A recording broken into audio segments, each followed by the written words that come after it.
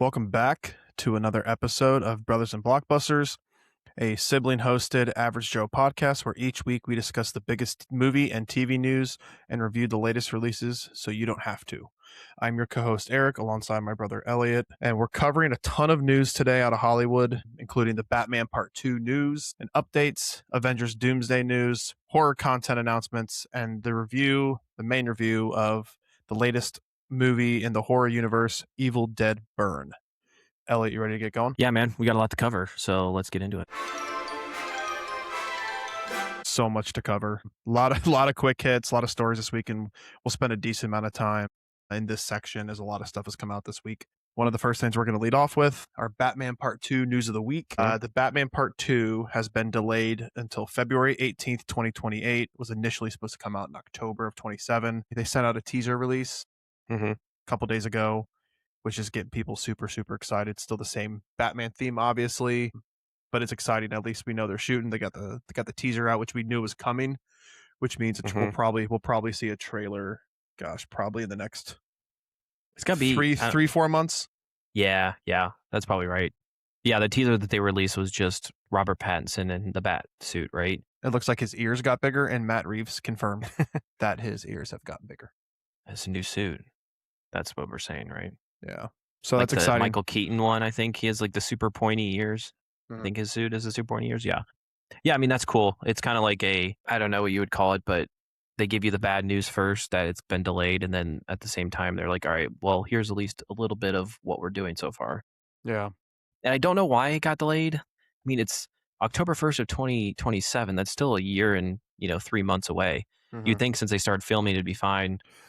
Seems like they're just taking I think they're just going to take their time with this. Maybe they ran into some shoot issues, location wise.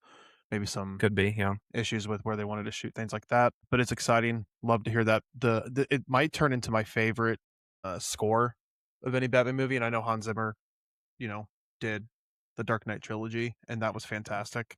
But that first movie was obviously I've talked about it so much. Excited for it, and I know I talked to you today before we jumped on about some potential casting, and I know we've mentioned it a couple of times on the pod, but looks like Charles Dance is rumored to be playing the leader of a secret organization made up of the most powerful figures in the city, which you can probably put two and two together as a Court of Owls, right, which has been rumored about for this film for a while, which is pretty exciting.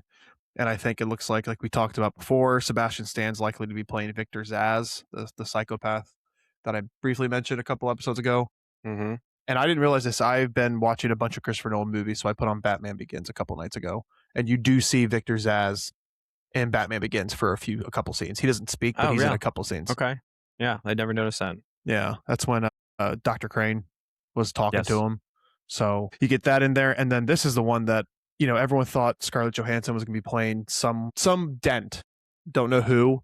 Rumors are that now she's going to be playing Poison Ivy, which is interesting. That's crazy casting. We'll see if she can pull it off, which I'm sure she will, but just very interesting and kind of intriguing casting announcements potentially. Yeah. And those are all just rumors, right? Like nothing's been confirmed. Nothing's been confirmed yet. No, but that's where it looks like it's going. Okay. Yeah. I mean, I could see that. I'm not super knowledgeable about the DC universe or DC in general, but I do know like those big hitters like Poison Ivy. But in terms of character, yeah, I could see her playing that. But yeah, I mean, it's exciting. We know for sure she's in it. So yes, she's going to be playing a character, and it's Scarlett Johansson. So like she's going to be playing somebody who's going to have, a decent amount of screen time. So that's exciting. That's intriguing. Yeah, I'm excited. Obviously more news like we talked about is going to be popping up. So every podcast will try our best to cover some Batman Part 2 news. We try to do it every one. I think we forgot last week, but forgot 2 weeks ago. 2 weeks ago. 2 weeks ago. Yep. So, but I'm sure we'll have more information next week. Yeah. Second, so get into a couple movie trailers. This one popped out earlier this week. Digger, starring Tom Cruise, the most powerful man in the world, embarks on a frantic mission to prove that he's humanity's savior. It's got a hell of a cast. It has a really good cast. I watched the trailer. It's got Tom Cruise, Riz Ahmed, who we just touched on last week, John Goodman, Sandra Hüller, and Jesse Plemons. I mean, that's a hell of a cast. Yeah. Some great actors. Jesse Plemons popped in that trailer for maybe a second and said something I can't remember.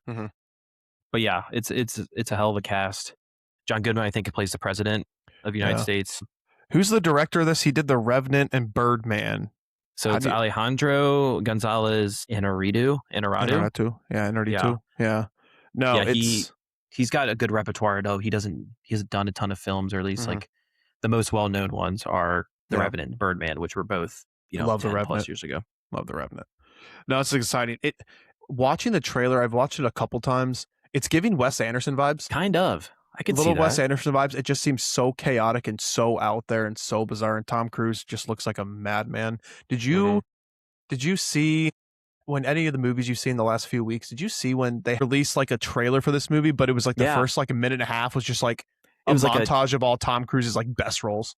Yeah, it was just like clips of him as like you said, every major role he's played in, and then it ends with him as this guy Digger, which is interesting. I don't know what they're going for there, just to show like I've done all these roles and now I'm doing something out of the out of left field. Although it feels like he played that one character in Tropic Thunder. Yeah, it's giving that kind of vibe. Yeah, Wes Grossman. Yeah, so this one could be hit or miss for me. I'm just excited off the bat because Tom Cruise is playing a role that's not a action star. And the premise of the movie, I mean, he's like a probably I think like an oil tycoon or something, and that's what it seems like. This is interesting. I mean, just the trailer, him with this like little cat who looks like it's half dead, and I think the thing's so dead, and he's like washing it under hot water, and the cat looks like it's just like it's gone, like the cat's not even there. Yeah. So and again, like this director did The Revenant and Birdman, which are completely different movies, and then this seems to be a more like, I mean, this is a comedy, really. So I don't know. It's probably gonna be a little satire. Hopefully, it's not too on the nose. I mean, I know that can push people away. That's just too on point, on the nose.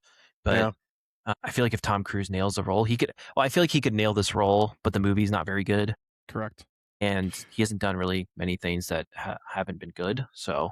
No, I have full faith in him. I don't know about the movie itself yet. Yeah, you're right. I think he's got a good supporting cast, right? Like we talked about Riz Ahmed, John Goodman. I mean, Jesse Plemons. Who knows how big their roles are going to be? But just those names, it's kind of a who's who. But it feels like it's just a good group. So I mean, who the hell knows what this movie's going to be like? It could be a great movie. It could be one of those who's like, wait, why the hell did they make this? And there's there could be no in between. So I'm excited for it. I'll see it obviously, but.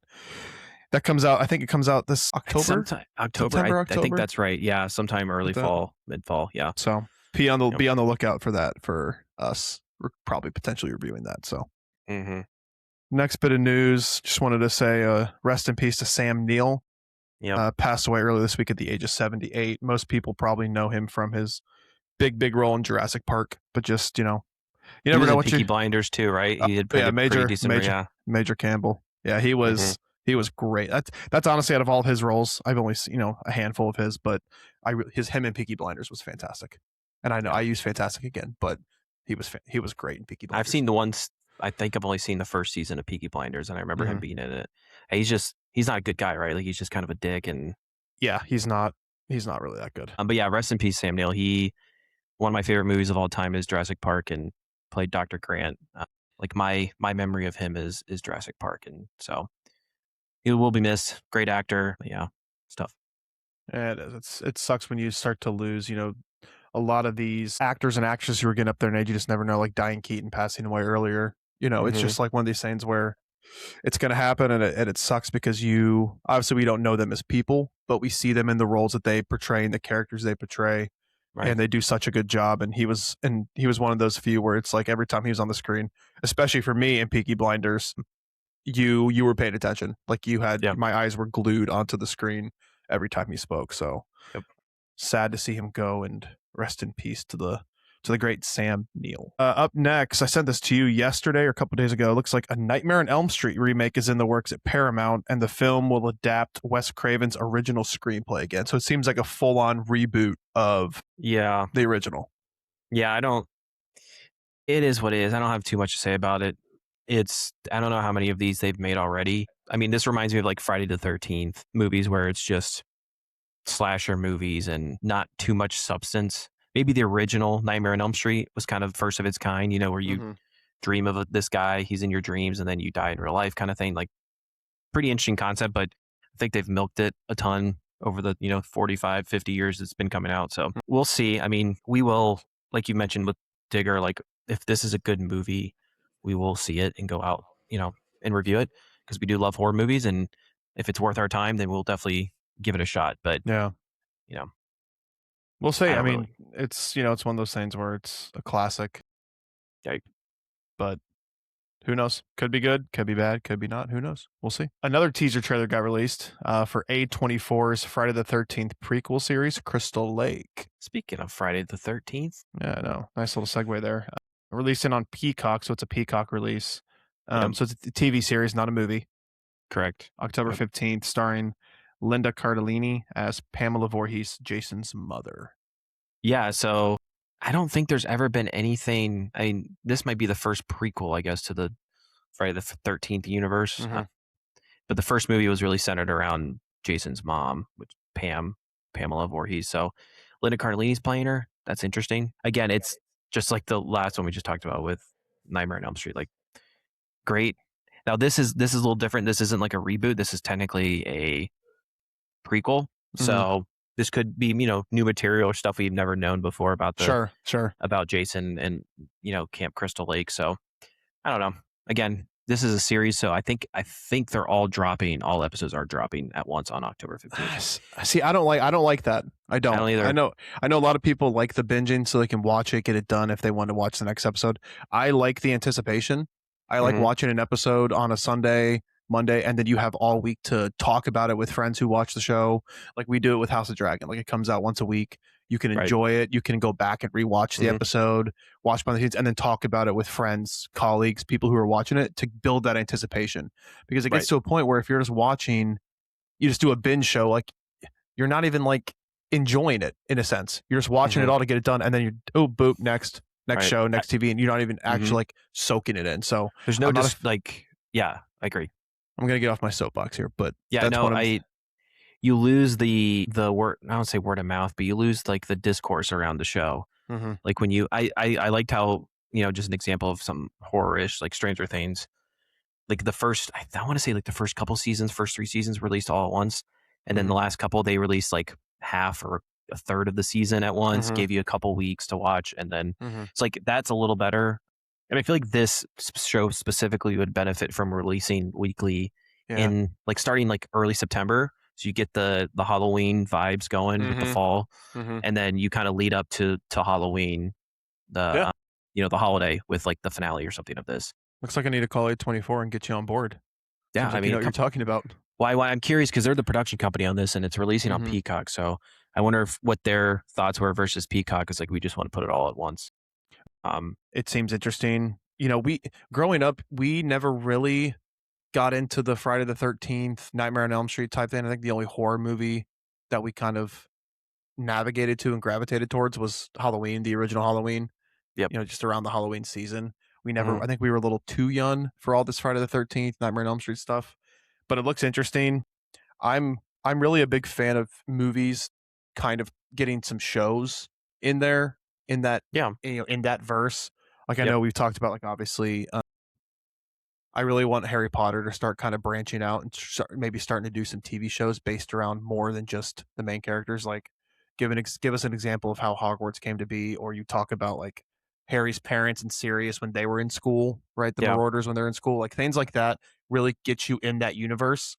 But it's not like the main thing. So like that's why Andor was so successful, and that's why it was so good, is because you got that you're in the universe, but you're not Your world. directly. Yeah. Yeah. Exactly. Your Your world world building building. Yeah, on source. You're building off source content. yeah, Like this could be the same thing. I mean, Friday the 13th is not based on a book or anything, but sure. building out the universe of something. Yes, you've used this property many times, but you're Mhm. telling a new story Yeah, that isn't like a Nightmare on Elm Street like reboot, like we yeah. just talked about. This is like adding on to the story. It's like It's like Rings of Power with Lord of the Rings, right?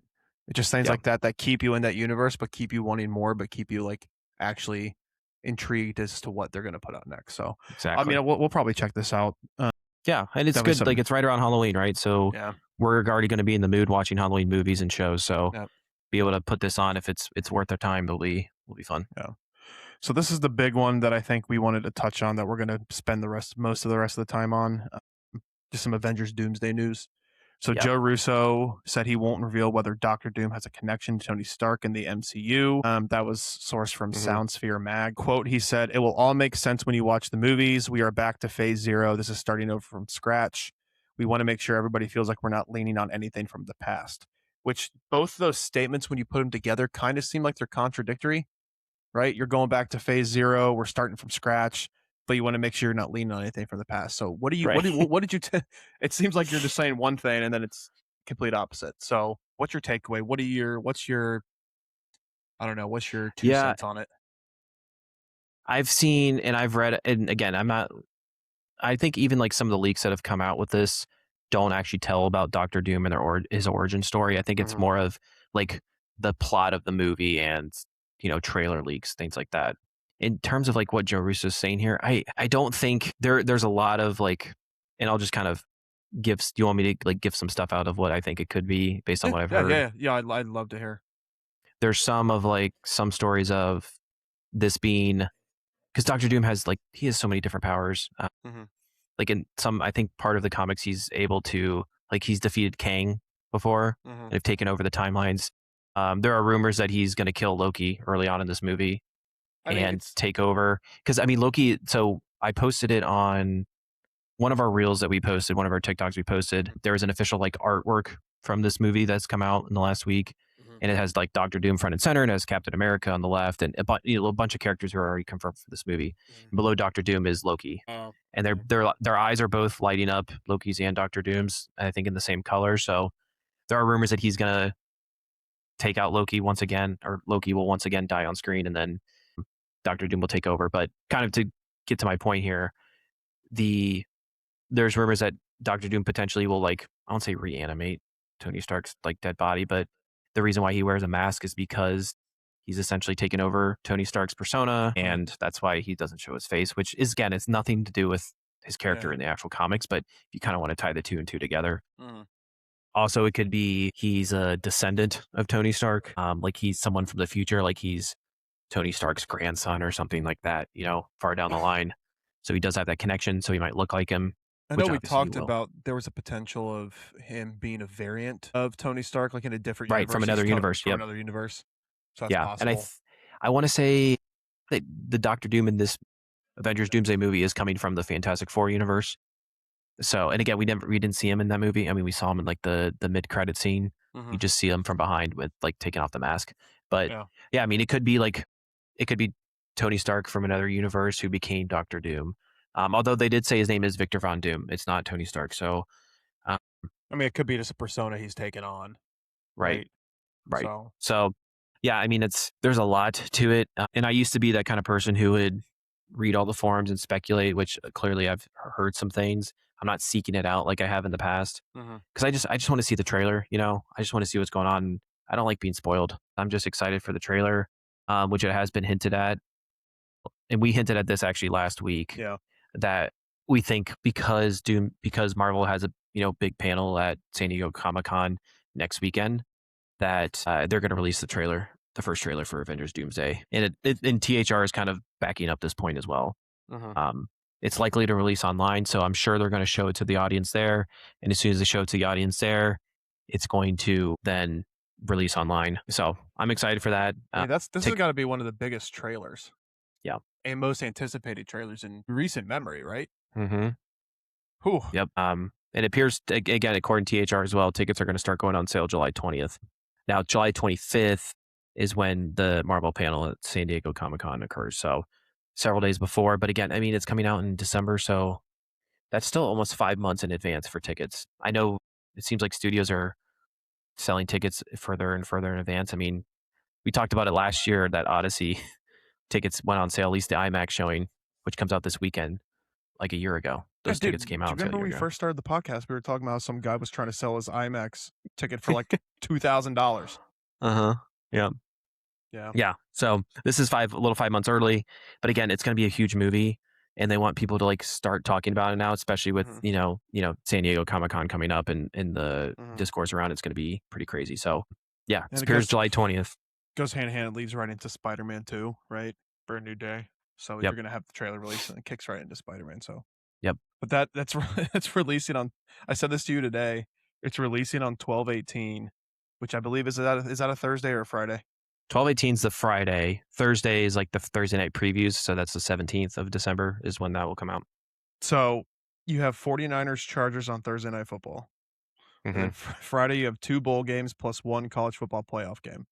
Then you have the Seahawks and the Eagles, Bears and the Bills, and then 3 more college football playoff games on Saturday, and you have a full NFL Sunday. So Yeah. good So, luck yeah, if you're trying a to big find sports in. fan and yeah.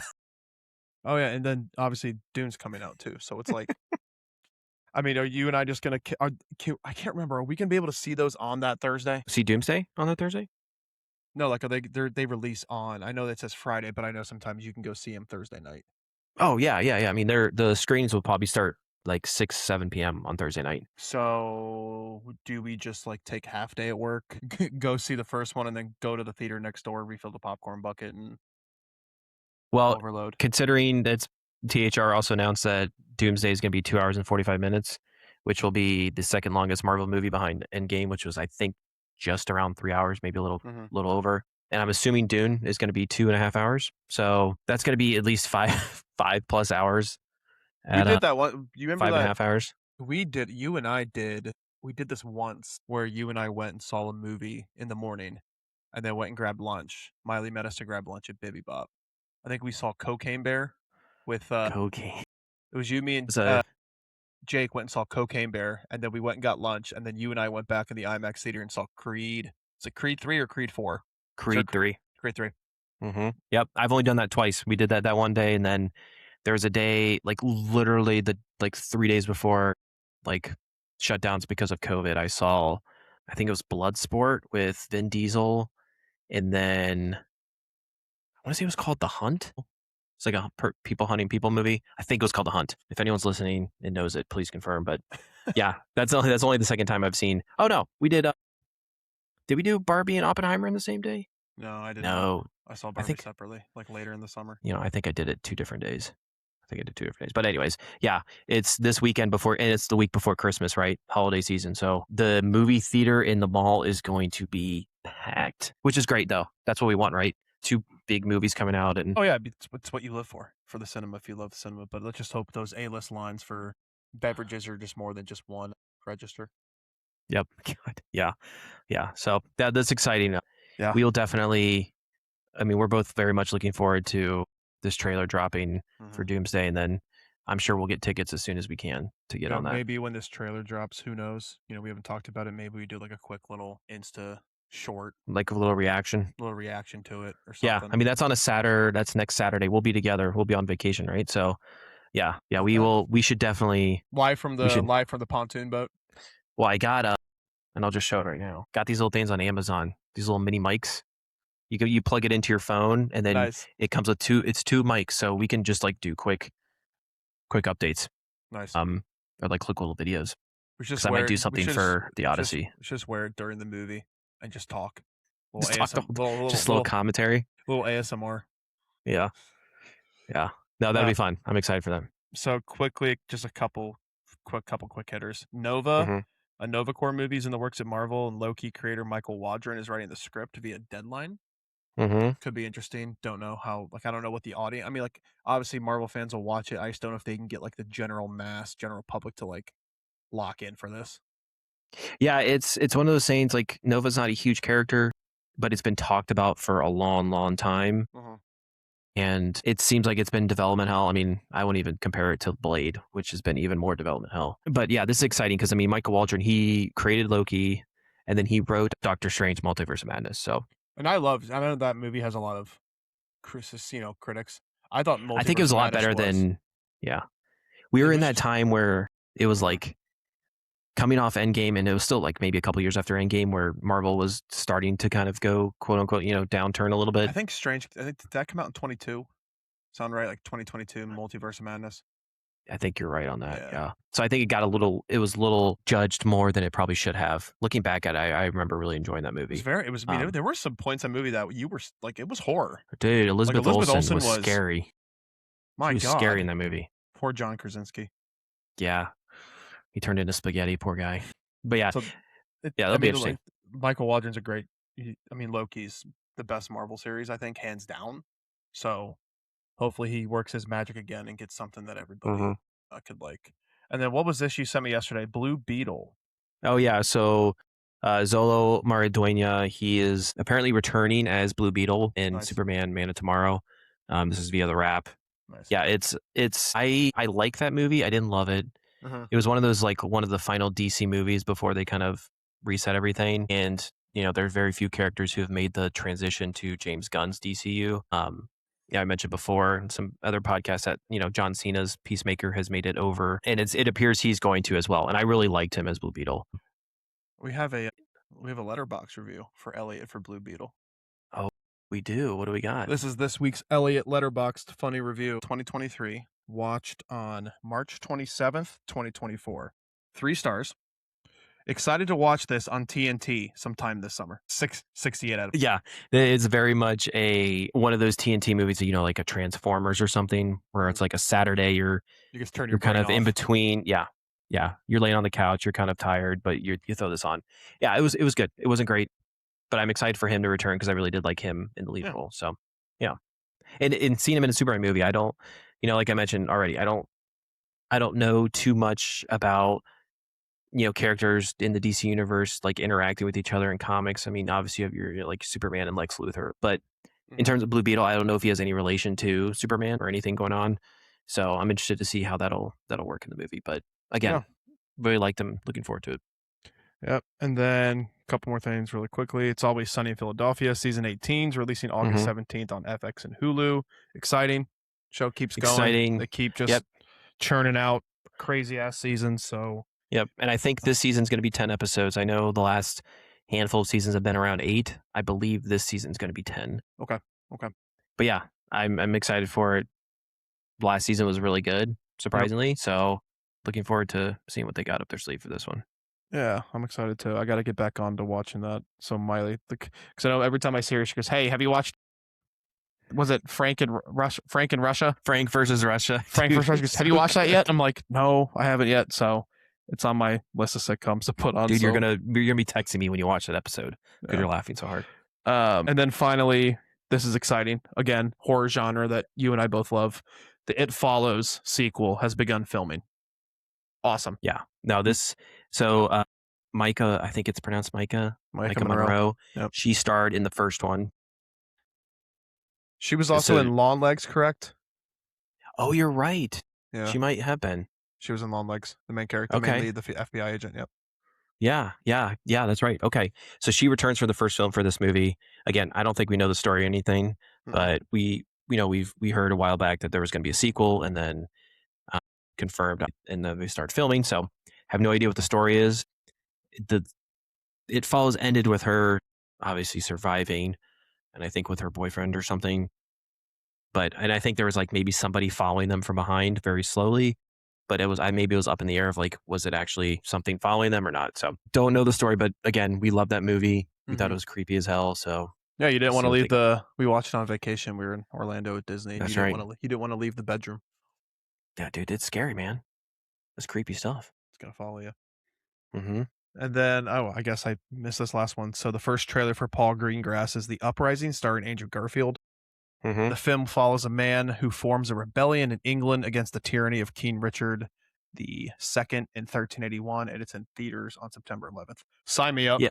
Yeah. No, I saw it and it's good it's weird, but it's good to not weird, but it's good to see Andrew Garfield using his actual accent because he's Mhm. English, he plays so many American roles that you don't realize that he's a British man. So Mhm. it's good to hear him from perspective. But in terms of like the actual movie, yeah, I mean, this is I would say based on a true story. I don't think it ended well though for the character Andrew Garfield is playing, but No. I do believe it is based on a true story. So again, it's old English, 14th century. Curious how I know we talked about like the movie Werewolf that's coming up from Robert Eggers, how Yeah. the dialogue in that movie is going to be very old. So it might be a little harder to understand. So I'm curious if this movie is kind of going to go that route or if it's just going to be, Yeah. regular English in the 14th Yeah. century. But yeah, Well, that's it. That fun. wraps up the stuff going on this week, Hollywood.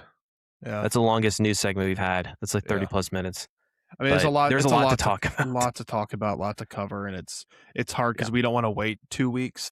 to release some of this stuff when it's already been Mhm. announced, and you guys may have already seen it. So we wanted to hit some important things that Mhm. we like, things that are, pop cultural, are like out there that everyone knows, Yeah. and just to get people interested in what's going on in the movie and cinema universe. So, Exactly. Don't be scrolling on Twitter and Instagram. We can just give you the news right here. yes. So, all right, are you ready to finally get to the main review? Yeah, let's get into the main review.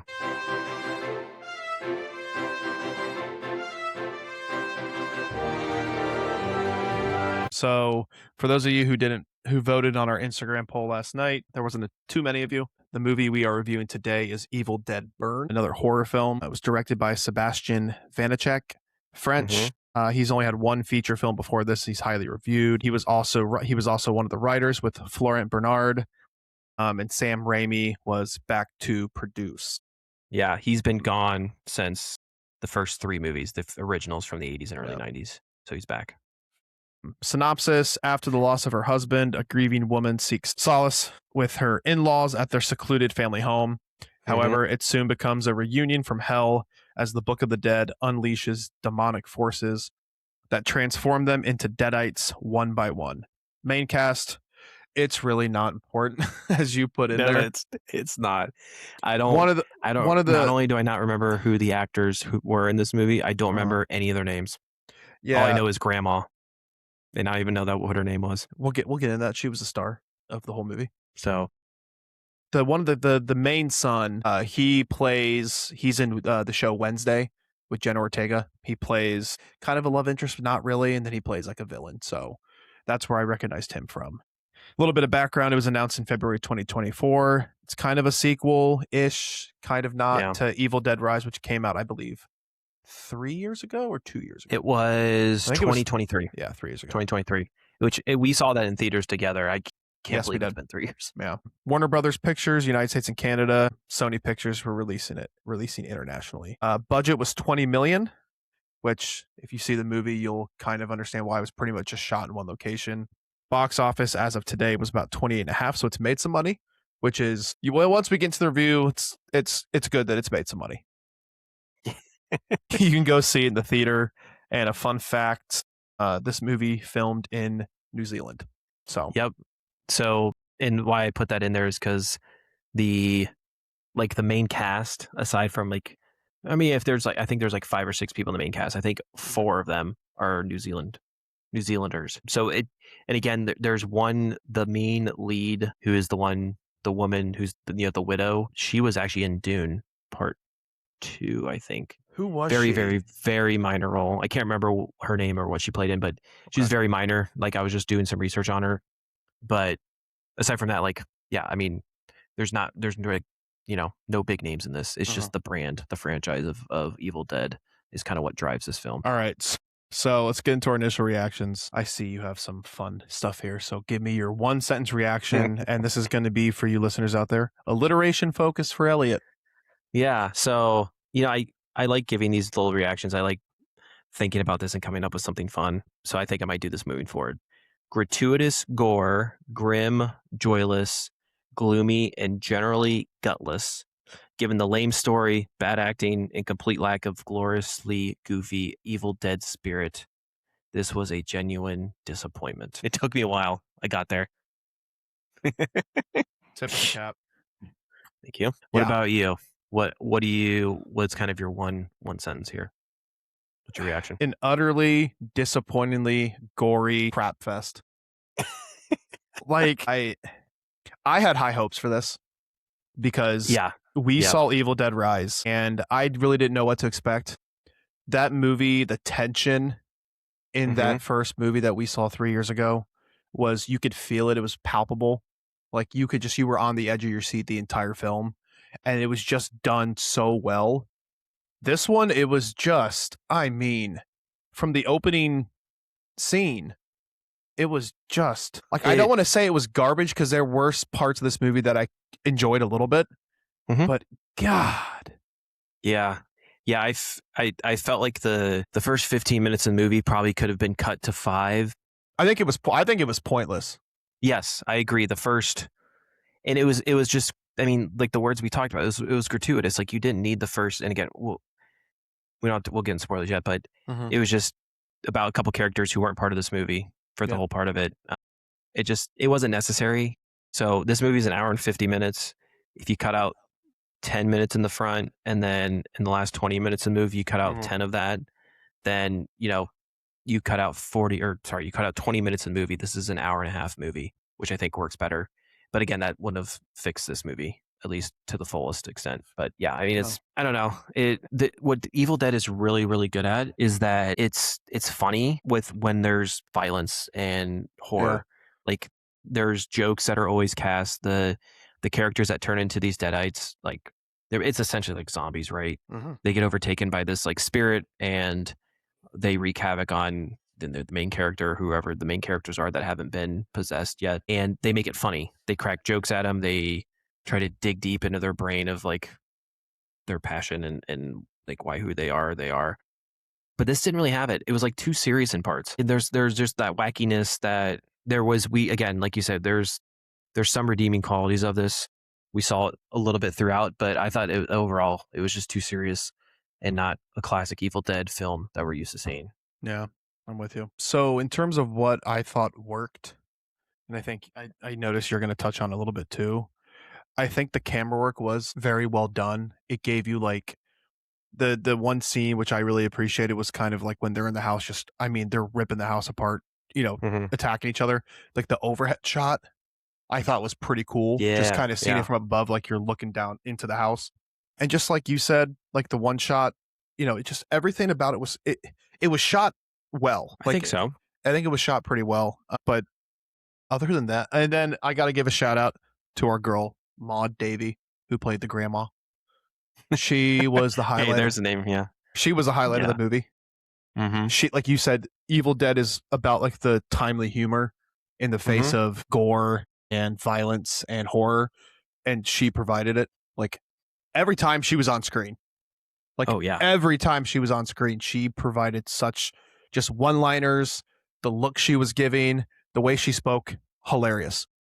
I mean, And in this house that's getting destroyed and attacked on, she's sitting in a a what do you wheelchair call this? A wheelchair going up the stairs on one of those machines, like with a prosthetic leg with the yeah. that was just missing. Hmm. Yeah, Yeah, she worked.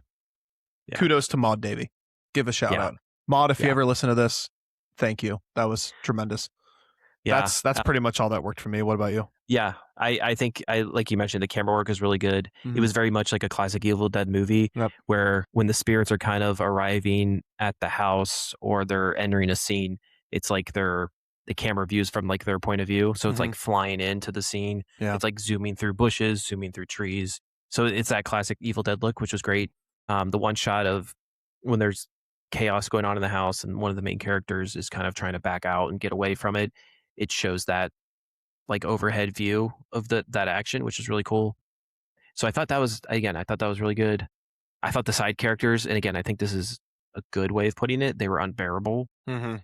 They're supposed Mhm. to kind of be like assholes and people who are kind of out of touch with reality in a way. And so maybe that makes them easier to possess or attack, however you want Sure. to call it. But Weak-minded. yeah, weak-minded. So Yeah.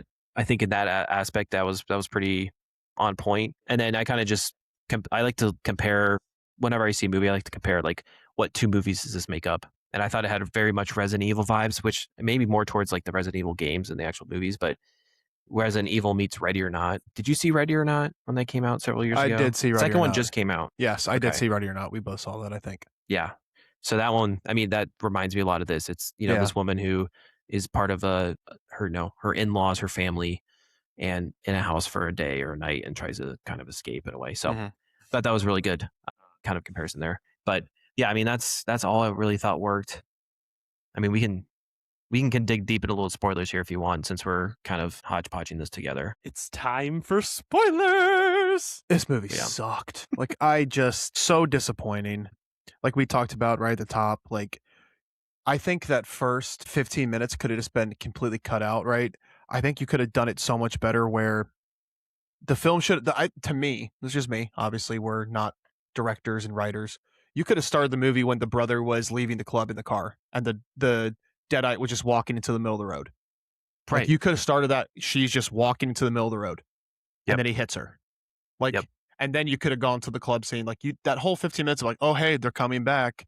Oh, we opened the Book of the Dead. Like, I mean, even if you wanted to include some of that, you could have just had, because it'd be like right at the beginning of the movie, it's one of the main characters, he's like reading from this book, right? And it cuts to a scene of these two guys who are fishing in the water where the deadite comes out of the water and, slaughters them both. And I mean, that's like a 7-8 minute scene you didn't need. You could have had her just kind of rise out of the water and then walk towards the street, right?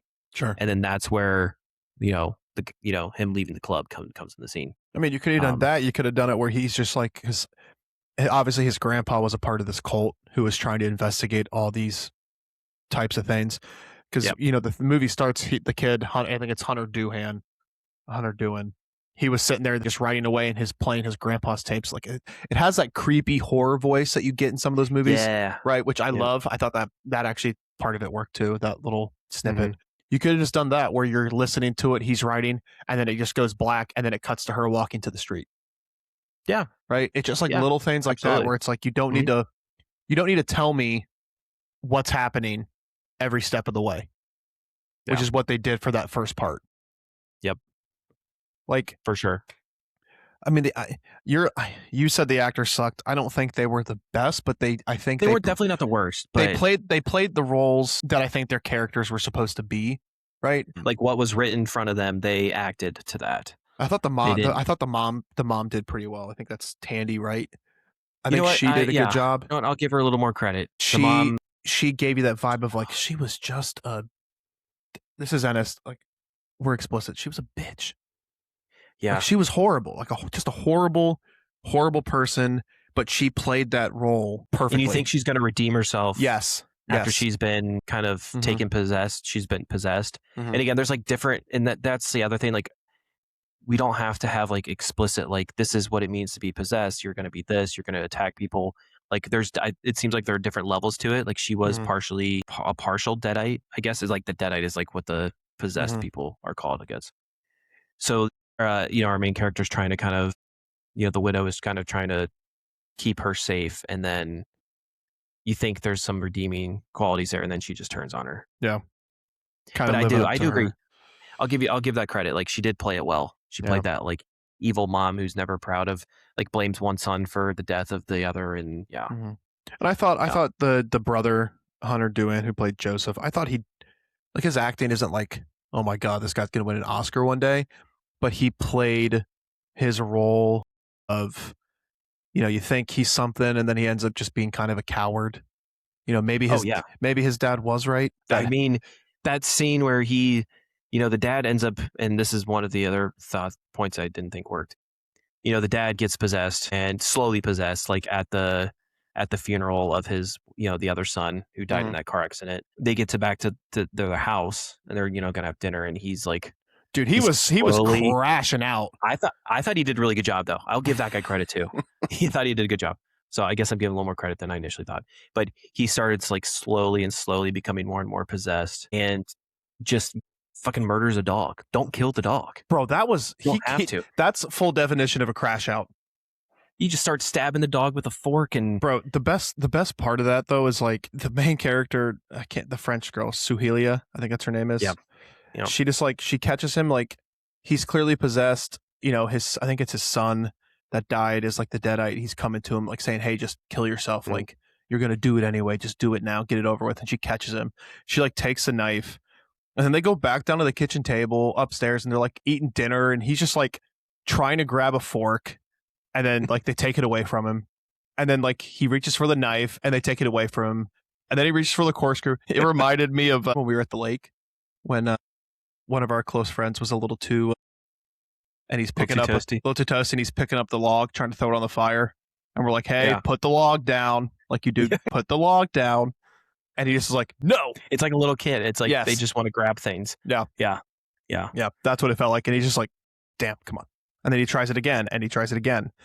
It's like, in that realm, I think maybe the build up to everything worked a little bit, right? Yeah.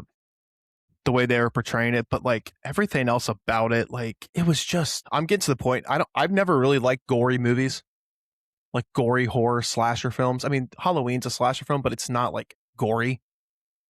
This was just, I mean, this was like a gory horror movie is like just coked up on roids, absolutely obliterated, just running havoc. Like it was just too much. Yeah, it didn't connect with me at all. No, and the ending I didn't like either. Like, the main character, the French girl, she's French in the movie. I think she's Swiss in real life. She, sets a house on fire. She finds, she basically ends it with there's dagger. A knife that basically the dagger can, if you can stab the deadites, they'll turn back to normal, like normal humans, but they'll die. But she does that, and then she sets a house on fire, and she's walking away, and then her actual, husband, who's, a really bad guy, like abuser and all that, he's a deadite, but he's like on fire, and he's got half a body. He looks like Harvey Dent, like Two-Face. Well, he also looks like it's like Two-Face. He looks like Vecna and like part like Terminator, like yeah. And he like chases her, and there's a whole scene where she's like almost trapped and about to die from whatever that sludge, like that burning sludge was. Mm-hmm. And I don't know, it was just, I didn't think he needed any of that. Maybe like one little scene of her like kind of not coming to terms, but like ending that relationship and issue once and for all. But I don't know. I didn't think that didn't seem like very much like an Evil Dead, I guess, ending to me. No, but it took away the suspense that I felt in Evil Dead Rise. Right, you were just, like I said, you were sitting there just like on the edge of your seat. This one, it's like they jumped right into it. It was just like, I don't know. It just, the storyline, like everything about it just was, it was a longer movie. It didn't feel like it was too long or too short. It just felt so rushed. Right. Like everything just happened like so fast. Like, I don't know. I'm just like, like you said, don't kill the dog, man. Yeah, don't kill the dog. The dog did come back as a deadite dog, Max. Which I'm like, and I whispered to him like, well, at least the dog's technically alive. Yeah, he's got the creepy little eyes, but yeah. I mean, the premise is interesting, right? Like the last Evil Dead movie, Evil Dead Rise, it takes place in like an apartment complex. Like a giant earthquake happens, and so they can't leave the apartment, like this apartment building, and all the chaos happens within the apartment, which is cool. And then this one really most of it takes place in like a house in the country. And it's, this woman who's trying to deal with her in-laws, which I'm sure there could be more story to that, more depth into her dealing with her husband dying, but she didn't really love him anymore. And then having to deal with her in-laws. Like, I feel like there could have been more to that. And the premise, I think, is not a bad idea, but the way they went through it, I think it was just too mumbled. There just wasn't enough. There wasn't enough depth. There's just too much. Yeah, it was too much gore. It was too much, just like unnecessary, and not enough humor. It was just so over the top. Yeah, it's just like that's what I liked about the one we saw, like the first one that we saw a couple years ago. Like it felt so, the tension, like you could feel it, like you knew something was happening, but like when's it gonna happen? How is it? It's just like it jumped right in. It's like you know how it's like when you're when you were a kid at the pool and you had your snack, you ate your lunch, and you're like, all right, I'm going to wait into the water. I'm going to wait to go on the diving board. I'm going to wait a little bit, just kind of let my food settle, and then we'll jump in, then we'll get going. Dude, this one's like the kid who finishes his sandwich, like he gets out of the pool, sitting there in his chair, just pounds down his sandwich, gets an ice cream, and then the minute the lifeguard blows a whistle, he just does a massive cannonball off the diving board, and then just keeps going and going. Yeah. And it's just like, dude, it was just so over the top. And it's just like, I was so let down. I know. After seeing, Evil Dead Rise in 3 years ago. Yeah, I was really looking forward to this. They don't even feel like the same movie. No. And I mean, obviously you're not supposed to be the same movie, but I see what you're saying. Like the style and the idea of like what it's about didn't really hit well. Yeah. Like that one at least built it up a little bit. The Evil Dead Rise, and you felt more for the characters, right? Yes, correct. Like you actually like felt bad for them in that scenario. Whereas this, I'm like, I don't really care. Like, I kind of care about the woman, the widow who was abused and, wants to end all this. But yeah, of course, everyone else is like, yeah, that one felt more like thriller, horror, edge of your seat. This one was just blood and guts. Yeah, so exactly. That's pretty much it. I mean, I mean, the positive is that we only have to wait 2 more years because Evil Dead Wrath is coming out April 7th of 2028. Watch this one just be an absolute banger of a movie. It's going to be so it's apparently a prequel to the original Evil Dead. So Please don't screw it up. This movie takes place in 1972. So it's old school. I like the old school horror. Yep. This one again, we won't go into detail on it, but written directed by somebody who's done a couple things before, but nothing crazy. So it might be really good or really bad, but at least we have something to look forward to. Okay. Yep. So you want to get into our scores? Yeah. So I gave it a 64 out of 100 with our primary categories. So these two primary categories are out of 25. Story and script, I gave it a 17. Characters and acting, I gave it a 15, both out of 25. So not great. No. And then secondary categories, these are all each out of 10. I gave direction and execution a 6. Entertainment value an 8, which again, that's probably the highest I'll give it because again, there were some redeeming qualities of this. I don't mind some of the, gore and some of that kind of horror action, but again, that's probably basically it. Originality and creativity gave it a 6. Emotional impact gave it a 5. Again, the only emotion I had was when they killed the dog. So, and then personal bias and enjoyment, I gave it a 7.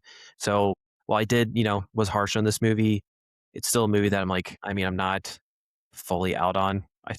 There were definitely moments where it was enjoyable to me, and it's still Evil Dead at the end of the day. It wasn't, classic Evil Dead, but still somewhat liked it from that perspective. Yep. What about you? Two main categories, like we said, out of 25. I gave the story and script a 13. Characters and acting a little bit higher than you. I gave it a 16. Secondary categories, direction, execution, entertainment value, and personal bias and enjoyment. I gave them all 6s. Originality, creativity, same 6. I didn't think it was like insanely creative, original, anything like that. Emotional impact, I gave it a 5 as well. I mean, it probably would have been like a 2 or a 1 had they not killed the dog. And that's it. So my score is worst movie of the year so far, 58. Worst movie of the year, okay. Yeah, brutal. Just brutal stuff. Yeah. So disappointed. Well, so for me, this is a watch. If you're a horror fan, watch it later when it comes on streaming. Like, you do not go to the theater to see this. Like, just don't. Right. It's going to be... No, wait till streaming. Plenty of other movies you can probably go see if you're itching to get into the theater. If you don't like horror, you're like, I'm iffy on horror. I like some things. Never watch this.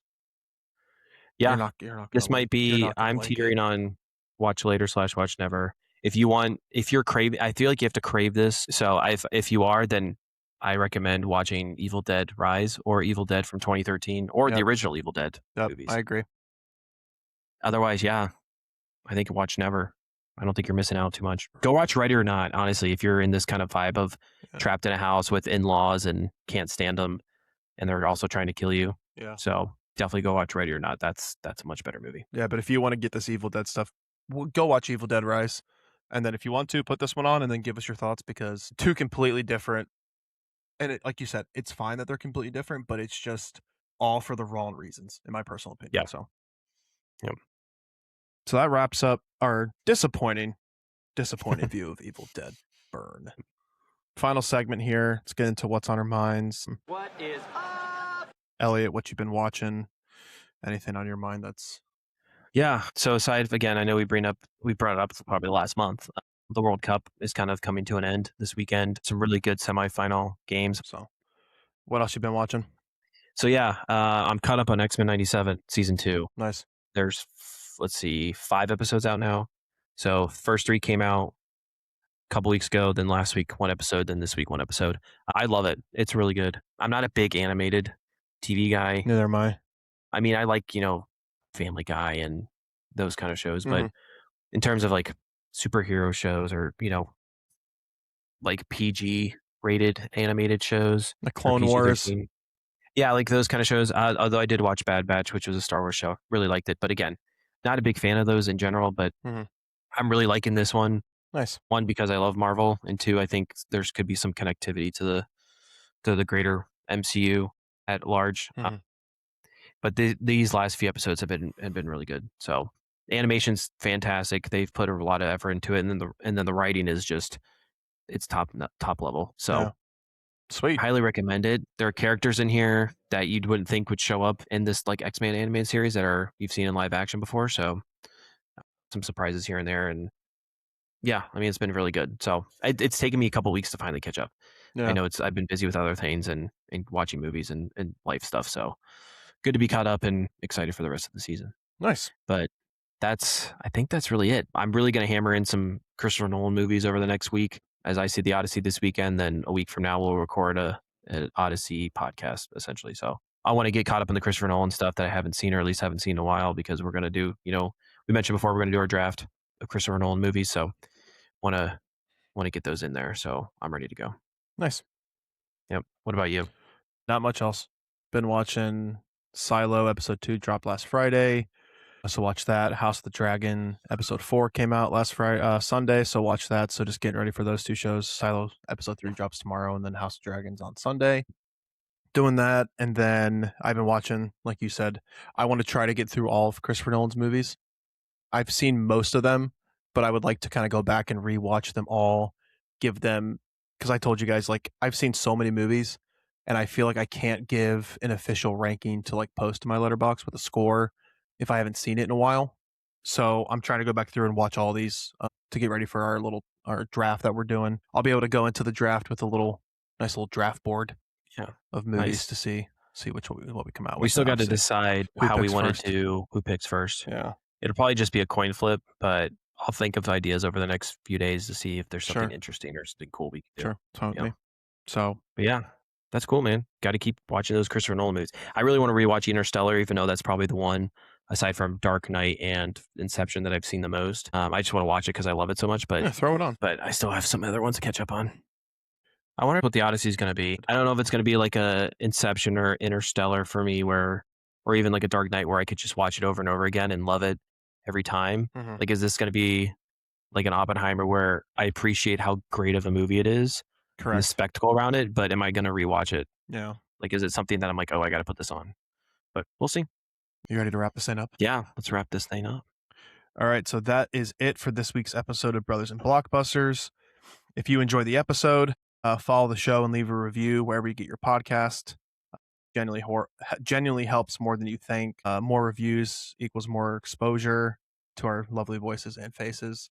So like we touched on, we're on all the streaming platforms. We're on Apple Podcasts, Spotify, iHeart. We're posting our full-length videos of each podcast on YouTube. And Elliot and I have been posting just little shorts, reels on Instagram and also TikTok. We've had a couple that got a good amount of banter and a lot of comments. So hopefully we can start posting more things that we think are going to get out to the universe more. Yeah. So if you guys are on there, give us a follow, give us a shout, share the podcast with your friends, family, enemies, anyone you know. I know a couple people at work that I talked to. A couple of my close colleagues have downloaded the podcast and they're listening to it. Same. So it's awesome to see. If you want to reach out to us, you can send us an email at brothersandblockbusters@gmail.com. Again, that's brothers and blockbusters, AND@gmail.com, or you can visit our Instagram page at Blockbuster Brothers.